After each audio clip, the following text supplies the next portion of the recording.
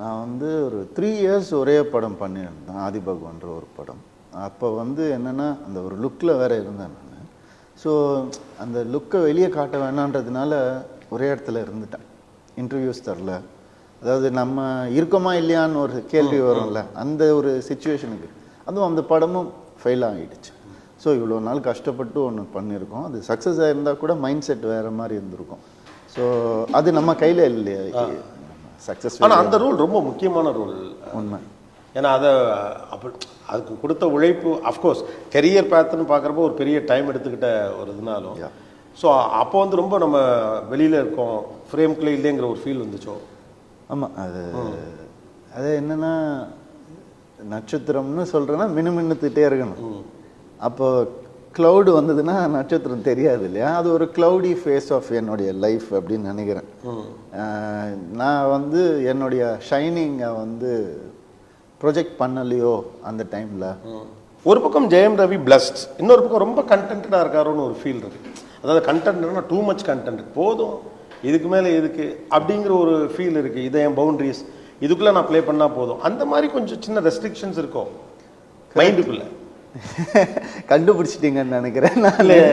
இல்லை, அது இந்த இண்டஸ்ட்ரிக்கு தப்பு. அதுதான் நான் கேட்குறேன். எனக்கு அது தப்பு இல்லை. எனக்கு ஒரு பர்சனலாக என் லைஃபுக்கு ஒரு இண்டிவிஜுவலாக எனக்கு அது தப்பாக தெரியல.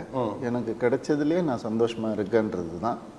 பட் இண்டஸ்ட்ரிக்கு அது தப்பான ஒரு விஷயம்தான். அது நான் ஆக்சுவலாக ஏன்னா எனக்கு நான் ஓகே கண்டென்டாக இருக்கிறது ஒரு லெவல் ஓகே, ஆனால் கொஞ்சம் ஓகே இதுக்கு மேலே என்னத்துக்கு, I am doing good, people are there, people are loving me, இதுவே எனக்கு எக்ஸ்ட்ரா தான் அப்படிங்கிற ஒரு ஃபீல்டில் நீங்கள் உங்களை ரெஸ்ட்ரிக்ட் பண்ணிட்டீங்களோ? மேபி இருக்கலாம். ஏன் அதை தாண்ட முடியல? எனக்கு என்னுடைய அந்த கோல் அதெல்லாம் இருக்குன்னு சொல்கிறோம் இல்லையா, எங்கள் அப்பா அளவுக்கு எனக்கு பேஷன் இல்லை, சாரி டு சே. ஏன்னா அவர் வந்து மதுரையிலேருந்து நடந்து வந்தார் சென்னைக்கு, சினிமா மேலே இருக்கிற ஆசையில். எனக்கு அந்த ஆசை எப்படி வந்துச்சுன்னா அப்பாவை பார்த்து தான் வந்து எனக்கு அது செகண்டரி ஆசையாக தான் இருந்துச்சு. ஸோ அவர் அளவுக்கு பேஷன் இருந்திருந்தால் மேபி நான் என் பவுண்ட்ரிஸ் எல்லாம் உடைச்சி நான் இன்னும் கொஞ்சம் கஷ்டப்பட்டு இன்னும் கொஞ்சம் வந்துட்டு கேப் விடாமல் வேலை செஞ்சு நான் வந்திருக்க முடியும். அப்போல்லாம் நான் பார்த்ததே இல்லை சின்ன வயசில், அப்படி வேலை செய்வார். அப்படியே அவரை பார்க்கணுன்னா அவர் வேலை செய்கிற இடத்துக்கு போயிடுவோம், அங்கேயே இருப்பார் அவர். ஸோ இந்த மாதிரி ஒரு வேலை செய்கிற மனுஷன் மாதிரி என்னால் ஆவறதுக்கு, அம்மாவுக்கு நான் எது பண்ணாலும் சந்தோஷம்தான். அவங்களுக்கு நான் நல்லா இருக்கணும், சாப்பிட்டேனா இல்லையா அவ்வளோதான் அவங்களுக்கு தேவை, ஹெல்த்தியாக இருக்கேன்னா இல்லையா. You don't want to be, ஆர் ஒரு சின்ன பயம் இருக்கா?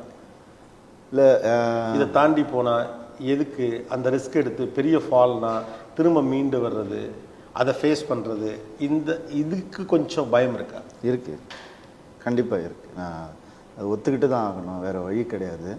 என்னென்னா இப்போ சும்மா ஒரு எக்ஸாம்பிள் நான் அப்பா பற்றி சொன்னேன் இல்லையா, ரொம்ப மிஸ் பண்ணோம் நாங்கள். நான் ஒரு சைடில் நான் வந்துட்டு என்னை டிஃபெண்ட் பண்ணிக்கணும்னு நினைக்கும் போது அதை தான் நான் யூஸ் பண்ணுவேன். இப்போ எங்கள் அப்பாவும் எனக்கும் இருக்கிற ஒரே மெமரி என்னென்னா, எனக்கு ஒரே மெமரி பீச்சில் ஓடி பிடிச்சி விளாட்றது தான். அப்போ அவருக்கு 40 வயசு, ஓட முடிஞ்சது, ஓடி விளாண்டாரு. 40-45 என்ன வேணால் வச்சுக்கோங்களேன். என்னோடய மெமரி அவ்வளோதான். நான் 3வது பையன். ஸோ அவர் வந்து லேட்டராக தான் நான் பிறந்தேன், அண்ணனுக்கு அப்புறம் 6.5 வருஷம் கழித்து பிறந்தேன். ஸோ என் மெமரி அதுதான்.